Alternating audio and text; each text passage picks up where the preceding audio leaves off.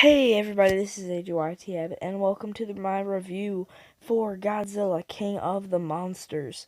If you have not yet seen this movie, this review will contain spoilers, so you might want to get out of here because we are about to dive into some super spoiler territory.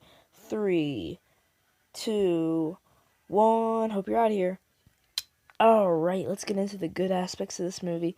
Millie Bobby Brown does an absolutely awesome performance as Madison in this movie. The emotion, her connection with these animals and towards her mother, her parents, wanting just to have a normal life, but is constantly bombarded by, these gigantic titans and the effects that it has on her and her mom's life. And she just forms a connection where, at the end, by the end, she's, her and Godzilla, man, they're connected. They had a lasting exchange. He saved her and she fought hard. She went against her mother and fought, um, you know, to just totally turn the tables on everybody and made it so Godzilla could roam around free and be the hero that he's meant to be. And she also made it sure that, not only was he set free, that he's going to be able to fight Kong in the next movie. So I thank her for that. This movie provides some incredible kaiju action. Honestly, it's I'd like to say almost more than some of the classic Godzilla films because just some of the effects, the explosions, the fire breathing.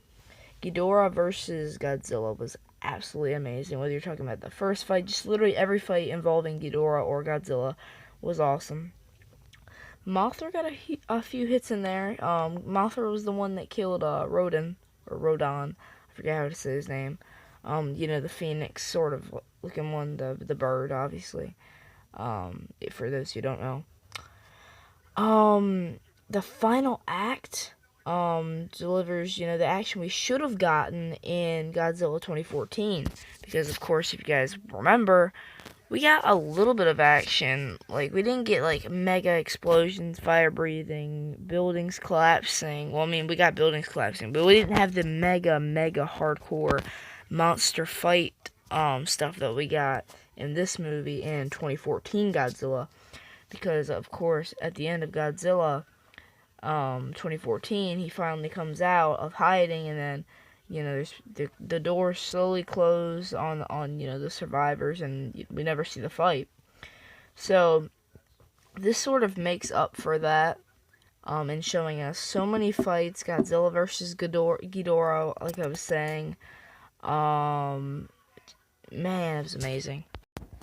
And like I was saying, this clearly, obviously, lays the plans for Godzilla vs. Kong, which I'm already going to say. I know we have Black Widow and, possibly Doctor Strange 2 next year. Kong vs. Godzilla is my most hyped movie for next year already. Like, you can tell me thousands of other movies that are coming out next year, and I probably still won't shake that. I'm telling you right now. This movie got me, I was already excited for it, just the concept of it, and me thinking about the actual fights and stuff in that film. And then, after I saw Kong Skull Island for the first time, I was even more hyped. And then I saw the after credit scene for Kong Skull Island, that got me more hyped. And I watched the end of this film, and, Godzilla's sort of, set free off into the world. They've accepted him now, as their savior, their hero. um, and, man, I'm incredibly excited for that. I'm so glad that this movie, laid out the plans for that movie. It's gonna be amazing. I might even do a live stream review for that. So moving on to the bad, or sort of like the mix, there's just like a few minor nitpicks. The human drama in this movie is incredibly watered down. I don't even think half of it was needed. Ken Watanabe, who is the doctor, he's basically saying Godzilla the whole time. Who I also just found out, I recently just watched Detective Pikachu for the first time, like literally 5 minutes before I made this review. And he's in that movie. I was a nice surprise.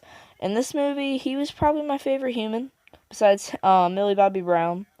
Um, Mothra is extremely underutilized. They hardly even used her in at all. Like, she's in the first part of the movie, the beginning, where they have her in the little containment place down at Millie Bobby Brown's character's house, or jungle area sort of, before freaking um before freaking Lannister, I forget what his name is, the dude from, he's a dude from Game of Thrones, one of the Lannisters, Tyrion killed. I forget, it's been so long since I've seen some of these late seasons of Game of Thrones. Yeah, he takes them. But yeah, Mothra fought off some of the guys and killed them. And then she's in a cocoon for half the movie. And then she finally comes out, kills Rodon, and then immediately gets blasted by Ghidorah and killed. I assume that's what happened. They didn't really show a body, but like he got blasted like hard. And it was all like, I'm pretty sure that was his death because it went all quiet for that. It was just like, it was like so much action explosion and it just went and that was it for Mothra. So he was, or him or her, however you want to say it, is very underutilized in this movie. And the way the battles are filmed is just a slight nitpick. It's just a little bit iffy for me because usually, like, some of the older fights in the more classic films, they're filmed, up close and, really cool. It's like a really cool visual most of the time for first time watchers. I still admire those fights. I'm not saying that.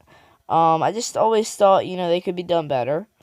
Even though, I know they were older, so they could have been done better, obviously, but, I just thought they could have been a little bit done better for their time and filmed better. But, to be honest, those fights were awesome. I'll be honest, those fights were awesome. I thought this movie would take them to the next level, because the fight scenes from the trailers look great, especially the wide shot with him running against Ghidorah. But it's just POV shots and wide shots half the time. Or not wide shots. I mean, close up, like down bottom, like by their feet and stuff shows. So my final grade for Godzilla King of the Monsters is A plus. Even though some of the human drama and certain things are underutilized, this is just a solid entry into the MonsterVerse. I'm going to be doing a ranking video, on the three MonsterVerse films. It's this one, Kong Skull Island, and Godzilla from 2014. If you guys have seen Godzilla 2014, Kong Skull Island, and now this movie, you can probably guess which one is at the bottom. I mentioned it in the first, in one of the good points. Oh gosh, oh man. So yeah, man. Okay. I want to just thank you all very much for watching this review. This was my review for Godzilla, King of the Monsters. Let me know what you guys thought of this movie. If you have not seen it yet, well, I mean, you've kind of been spoiled here. I didn't go into many spoilers, but you need to see this, absolutely, in IMAX, however you want to see it, go see it. That's all for this time. Goodbye.